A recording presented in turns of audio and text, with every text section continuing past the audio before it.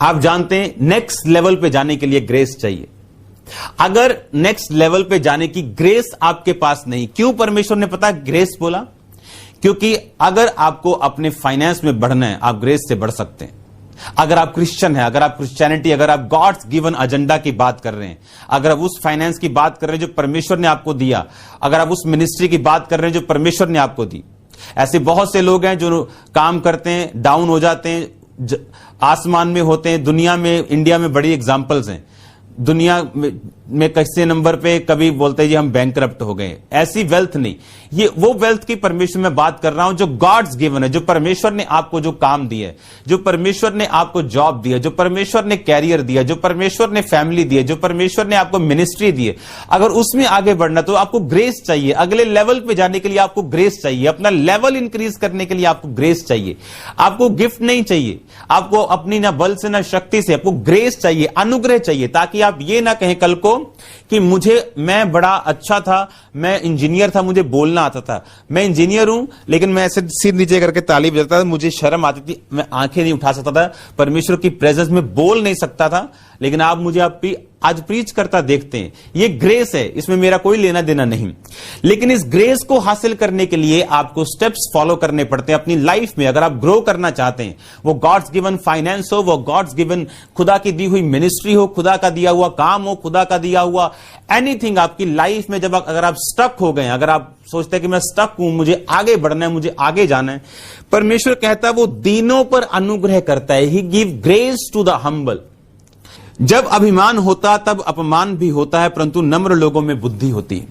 एक और आयत को हम पढ़ेंगे, वो है पहला पत्रस 5 उसकी 5 आयत। इस प्रकार हे नवयुवकों, तुम भी प्राचीनों के अधीन रहो, वरन तुम सबके सब एक दूसरे की सेवा के लिए दीनता से कमर बांधे रहो, क्योंकि परमेश्वर अभिमानियों का विरोध करता परंतु दीनों पर अनुग्रह करता। यहां पर भी अनुग्रह लिखा, यानी give grace to the humble. जो हम्बल है उसने लिखा। हम्बल कैसे? आप जानते हैं एक बात को, हम्बलनेस तब नहीं परखी जा सकती जब आप गरीब हैं, क्योंकि गरीबी ने आपको हम्बल किया हुआ है। आप जानते हैं ये वचन किसने लिखे? ये वचन उसने लिखे जो इस दुनिया का एक तरह का सबसे अमीर राजा था, सबसे शक्तिशाली, ताकतवर, ब्लेस्ड इन एवरी साइड। ये उसने लिखे। वो कोई ऐसा व्यक्ति नहीं लिख रहा जिसको दुनिया ने, जिसको परिस्थितियों ने, जिसको उसकी सिचुएशंस ने हम्बल कर दिया और वो लिख रहा है बी हम्बल। वो एक ऐसा व्यक्ति है जो टॉप माउंटेन के टॉप पर है और वो कह रहा है बी हम्बल। तो गॉड आपको ग्रेस देगा। He give grace to the humble. वो दीनों पर अनुग्रह करता है। वो लिखा है नवयुवकों, प्राचीनों के अधीन रहो, यानी अपने पास्टर्स के, अपने एल्डर्स के अधीन रहो और एक दूसरे के भी अधीन रहो और दीनता से काम करो, क्योंकि वो अभिमानियों का विरोध करता है। नाश होने से पहले मनुष्य के मन में घमंड, महिमा पाने से पहले नम्रता आती है।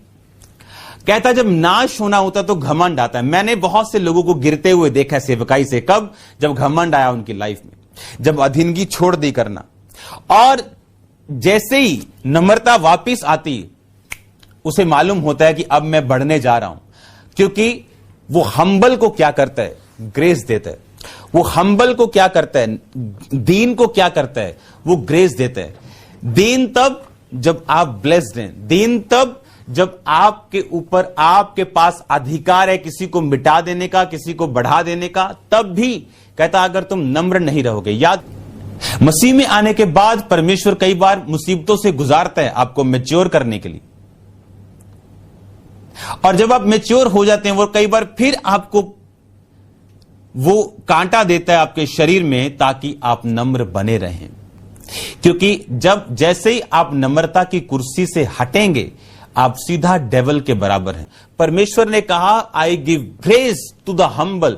जो हम्बल करेगा अपने आप को, जब कभी आपका हार्ट हम्बल फील करे, हम्बल, बाइबल कहती कि झुंड के लिए आदर्श बनो, उन पर कब्जा मत करो।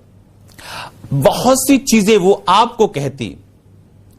बाइबल ऐसा भी कहती जो लोग वर्कर्स हैं, जो लोग काम करते हैं दुकानों के ऊपर अपने मालिक के पास, लिखा जिस तरह प्रभु के अधीन हो उनके अधीन रहो, बी हम्बल। अगर वो कुटिल भी हो, लिखा माता पिता, तो भी उनके अधीन रहो, बी हम्बल। हालेलुया। अगर आप हम्बल नहीं हैं तो परमेश्वर आपको हम्बल करता है, क्योंकि ये नीड है आपकी स्पिरिट की। अगर आप हम्बल नहीं हैं, क्योंकि अगर परमेश्वर आपसे प्यार करता है वो आपको हम्बल करेगा। अगर आप परमेश्वर की पहुंच से दूर हो चुके हैं आप नाश हो जाएंगे।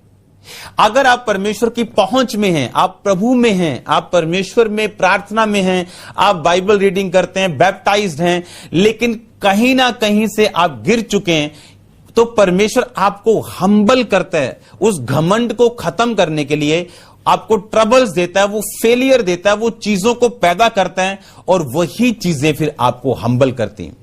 भजन संहिता 25 उसकी 9 में लिखा, वो नम्र लोगों को न्याय की शिक्षा देगा, वो नम्र लोगों को अपना मार्ग दिखाएगा। अगर आप इस बात को समझो, जब आप परमेश्वर के द्वारा दिए गए रास्ते पे जा रहे, जिस तरह परमेश्वर इस्राएलियों को लेके जा रहा था, उनको नहीं मालूम था क्या करना है। परमेश्वर ने उनको शॉर्टकट नहीं दिया, उनको एक लंबा रास्ता दिया, क्योंकि परमेश्वर जानता था किस रास्ते में ये मेरे मार्गों को, मेरी व्यवस्था को सीखेंगे। अगर मैं इनको शॉर्टकट दूंगा, जब लड़ाई होगी तो ये पीछे भाग जाएंगे। परमेश्वर सब चीजों को जानता था। उसने कहा वो नम्र लोगों को अपना मार्ग दिखाएगा। यानी अगर आपको परमेश्वर के द्वारा दिया गया रास्ता देखना है, वो आपके फाइनेंस के लिए हो, वो आपकी मिनिस्ट्री के लिए हो, वो आपकी मैरिज लाइफ के लिए हो, वो आपकी हेल्थ के लिए हो, आपको नम्र होना पड़ेगा। लिखा वो नम्र लोगों को न्याय की शिक्षा देगा। आपको न्याय करना आएगा, हैंडल करना आएगा चीजों को अपने आसपास की। वो आपको मार्ग दिखाएगा, वो आपको रास्ता दिखाएगा, आपने क्या करना। आप बुद्धू नहीं होंगे, आप कंफ्यूज नहीं होंगे, आपको मालूम होगा क्या मुझे करना है। आप क्लियर कट होंगे अपनी लाइफ में।